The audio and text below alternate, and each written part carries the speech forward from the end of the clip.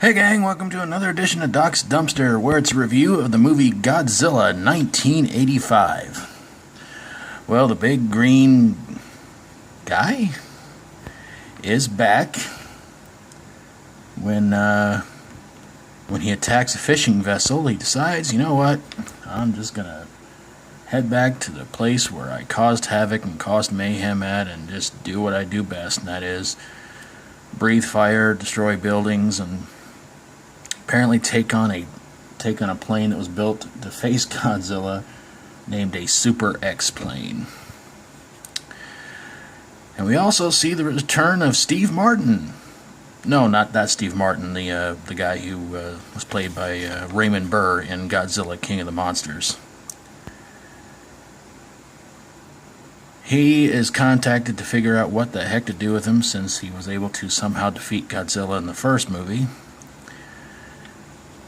So they try to devise all kinds of plans to try and figure out how to stop and destroy Godzilla once and for all.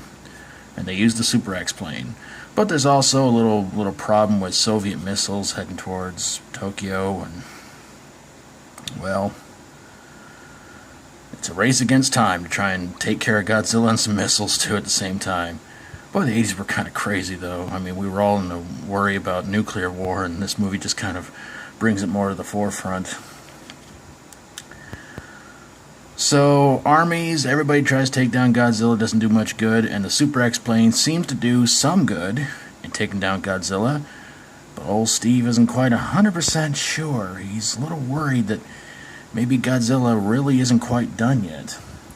So then when a couple of missiles from the United States and Russia decide to kind of collide with each other, Godzilla reappears once again, but unfortunately, he's unable to do much damage, as there is some sort of a signal coming from a volcano, where Godzilla winds up falling to his death and being sealed up in the volcano until the next one that came out, which was quite a few years later. The movie starred Raymond Burr as Steve Martin. Try to figure that one out if you can. And before I ask the question about does it belong to the dumpster or not, here's what I find funny.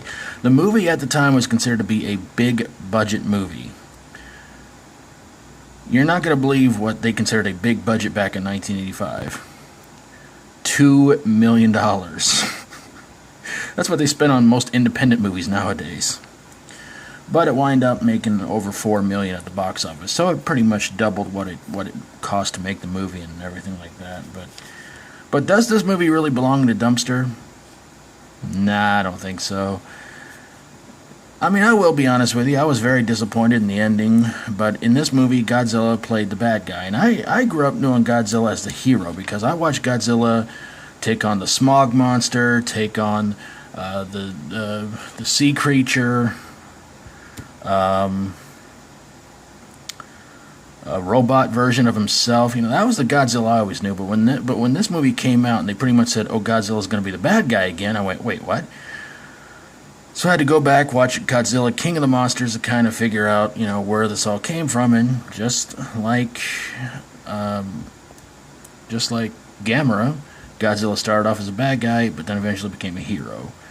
Except Godzilla didn't care about children. He just wanted to destroy Tokyo and destroy whatever monster came on his turf.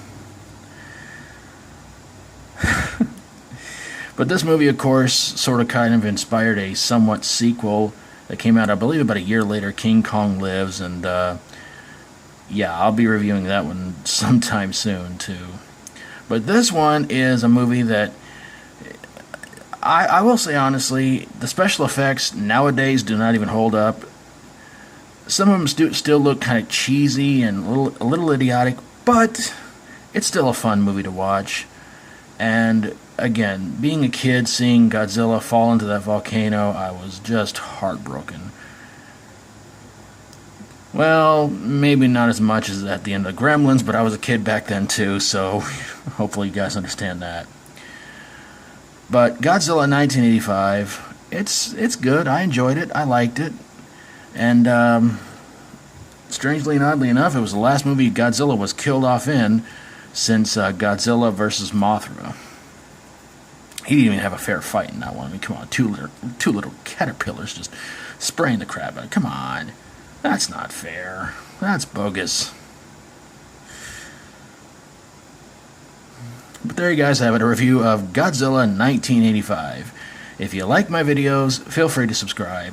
And if you've got a movie you think belongs in a dumpster, and maybe see if old Godzilla can breathe fire all over it, send it my way, and I'll get on it ASAP.